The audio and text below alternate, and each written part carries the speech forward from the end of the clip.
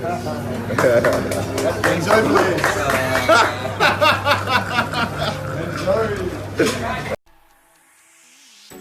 Всем привет! Вы смотрите True Gym, и с вами ваш друг и товарищ в мире ММА и бокса Свежинцев Роман. Слова Дастина Порье после боя с Хабибом Нурмагомедовым набрали почти 10 миллионов просмотров на нашем канале. Думаю, слова Дастина спустя 10 дней после боя должны быть не менее интересны, так как эмоции после поражения улеглись, и мы можем услышать более взвешенную и обдуманную речь. Правда, как это часто бывает в программе Ариэля Хельвани, разговор происходит по телефону. Но так или иначе, жду от вас царский лайк за мою четкую озвучку. Приятного просмотра, друзья!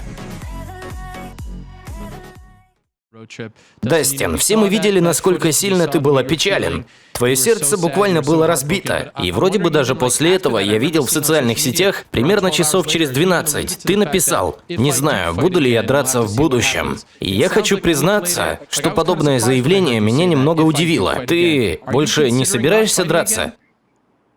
Нет, я просто был... В общем, в тот момент я был слишком сильно расстроен. Ведь я положил на этот бой всю карьеру и 10 недель подготовки, и думал, что сделал все необходимое, чтобы быть готовым к этому бою, и меня побили. Просто в тот момент мне было обидно. В тот момент я был у себя в номере, и все это было написано на эмоциях. Конечно, я еще буду драться, или набью себе морду сам.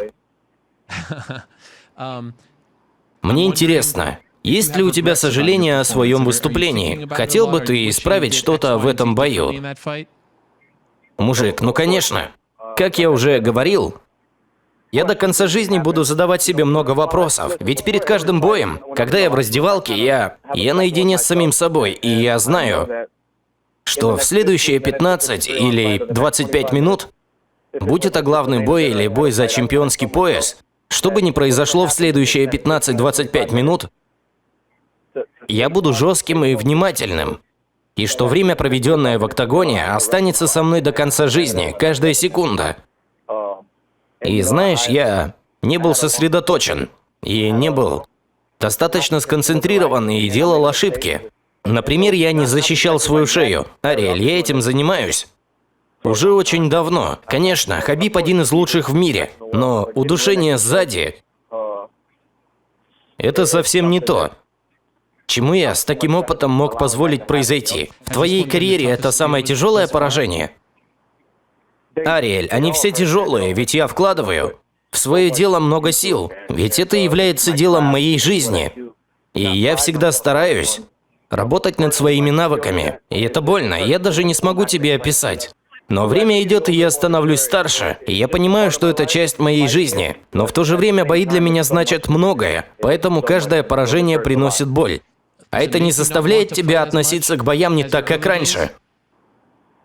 Нет, мужик, меня по сути можно назвать одержимым. Я хочу выступать лучше, больше, становиться лучше, показывать, чему я научился, проверять себя, доказывать, что я могу. Во-первых, доказывать это самому себе. И каждый раз добираться почти до самой вершины, и снова падать вниз – это больно. Но я это понимаю и принимаю. Я обещаю, что снова выйду, и мою руку поднимут. Я побью, кого будет необходимо, и вернусь. Снова постучу в эту дверь. И да, конечно же, меня бесит постоянно отряхиваться от пыли. Но это моя история, это моя дорога. Я не хочу сидеть и копаться в том, почему это произошло. Я знаю, что я один из лучших в мире, и буду становиться лучше. Мои отношения с боями – это как любовь и ненависть. Я это люблю. Но иногда я просто это ненавижу. Поражения меня разбивают, но я буду возвращаться. Я знаю, что во мне скрывается величие, и я покажу это миру. Я буду идти вперед. А Хабиб был жестче, чем ты себе представлял? Нет, нет. Он был технически очень сбалансирован. И своим весом он управляет очень хорошо. Я думаю, многие поймут меня. И когда ты столько времени посвящаешь грэпплингу, борешься с лучшими ребятами в мире, ты чувствуешь, насколько велико их понимание позиций. И Хабиб очень хорош. в том, чтобы выбирать положение, чтобы выжимать из противника все соки. Много сил он не прилагает. На самом деле, по ощущениям, этот бой был похож на борьбу с Марсело Гарсия в Нью-Йорке, которая была давно. Они выбирают такие положения, в которых не тратят много сил на удержание своего противника. Я могу сказать, что Хабиб – это особенный боец, но я его могу побить. Как думаешь, в начале второго раунда ты его потряс? Я знаю, что я попал хорошо. Это было видно по языку его тела. Удар был немного смазанным, но его потрясло. Когда после такого удара ты начинаешь отходить назад, это не идет тебе на пользу. И когда ты так идешь назад, тебя гораздо легче достать. Ведь ты теряешь контроль над телом. И в тот момент я просто не мог до него добраться. Он очень неудобный, я не мог поймать ритм. И я не мог сделать почти ничего. Он все время дергается. Его движения вверх и вниз очень странные. И его довольно тяжело прочитать в стойке, но немного нам удалось. А что насчет третьего раунда и гильотины? Насколько ты был близок? Я буду спрашивать себя до конца жизни, почему я не сделал фуллгард. Задним умом я понимал. Хотя в большинстве случаев я бы мог завершить гильотину с одной ногой на корпусе. Одной ногой я останавливал его, чтобы он не мог выбраться из удушения и избавить давление на шею. Одна нога была наверху. Но гильотина была плотной, поэтому не знаю, почему я не завел вторую ногу. Ведь в этом положении, если бы я положил на него вторую ногу, то давление на шею могло быть сильнее. Но, по сути, если пересматривать бой, то я наверняка найду много всего. Но это уже не важно. После боя между вами был хороший момент. Вы обменялись футболками, и Хабиб сказал, что пожертвует деньги с продажи футболки в твой благотворительный фонд. Ты ожидал от него такого жеста? Ведь в тот момент в твоей голове было много мыслей. Ты осознавал, что происходит? Да, ведь у меня много опыта. Хотя в такие моменты все вокруг замедляется, но я не сильно подвержен влиянию адреналина. Я не знал, что он так сделает, и это было приятно. Он собрал много денег. Это было самое большое пожертвование в истории нашего фонда. И своим вложением он поможет многим людям. Это было потрясающе. И приятно видеть, что бойцы об этом думают и вкладывают свои деньги. Сейчас наш фонд очень сильно вырос. Особенно за последний год. И за этот его жест я по-настоящему благодарен. И такие моменты заставляют меня улыбаться. Это как луч света. Дастин, Хабиб, ты молодец. Погоди, Дастин, я хочу обменяться футболками. Это подарок тебе. Ты сможешь ее продать и внести деньги в благотворительный фонд. Спасибо, Хабиб, я это ценю. Это поможет. Спасибо, Хабиб, ты великий чемпион. Эту я тоже продам и переведу деньги тебе. В твой благотворительный фонд. Спасибо, спасибо, мужик. Я знаю, ты хороший парень. К этому бою я впахивал. И ты заслуживаешь называться чемпионом. Для нас ты самый уважаемый боец. Для меня и для моей семьи. А тебе можно рассказать, сколько эта футболка собрала? Хабиб пожертвовал фонду $100 тысяч. Все деньги собрали на футболку? Да, я думаю так. Может, он и добавил, но он сказал, что кто-то ему предложил 100 тысяч за футболку. Но пока мы не виделись, я его лично не поблагодарил. Я говорил только с его менеджером, но он перевел свои деньги на счет нашего фонда. Но да, это на самом деле произошло. И Дана Вайт удвоил сумму, верно? Не знаю, Дана человек слова. И если он сказал, я думаю, он это сделает.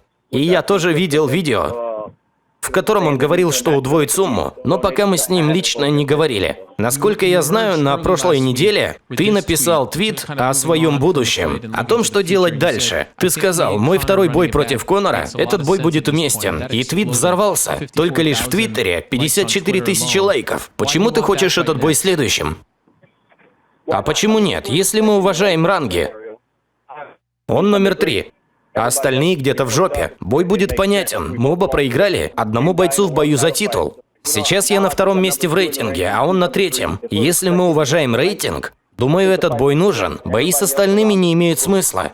Мы оба проиграли одному парню в бою за титул. Да и наш бой принесет много денег. Если он откажется от боя, я не понимаю, зачем он в рейтинге. Он занимает место просто так. Я уже дрался со всеми тяжелыми противниками в весовой. Этот вопрос необходимо решить. Я хочу подраться до своего дня рождения, до 19 января, до того, как мне исполнится 31. В данный момент моя цель такова. Я не знаю, какого противника мне предоставят в начале декабря или конце января, но думаю, бой с Конором – это хорошая идея. Ты видел его ответ? Что ты можешь об этом сказать? Да, само собой, я видел, что он сказал. Но я не собираюсь разговаривать с ним в интернете. Нет никакой проблемы, чтобы снова провести бой. Попробуй побить рекорд. За сколько ты меня тогда побил? 2 минуты? Попробуй побить меня за 1,5. Насколько тебе известно, UFC заинтересованы в проведении этого боя? Ну, я пока ни с кем об этом не говорил. Но, думаю, им интересно. Но я здесь, я хочу хорошего боя. Для меня главное – принимать участие в тех боях, которые меня мотивируют. У меня позади много боев, но в то же время я не хочу драться только ради драки. Я хочу драться с лучшими бойцами. Очередной бой за титул, или за наследие, или то, что будет гораздо больше, чем просто бой. Я хочу, чтобы бои меня мотивировали. И бой с Конором будет являться таким. И последний вопрос про Конора. Как думаешь, ты был к нему неуважителен? Ведь он сказал, будь более уважителен, произнося мое имя в вызове. Да нет, вообще нет. Все, что я сказал, это было бы хорошо провести реванш. Дастин, хорошо тебе провести время со своей семьей, и спасибо за интервью, я это ценю. Без проблем, мужик, спасибо.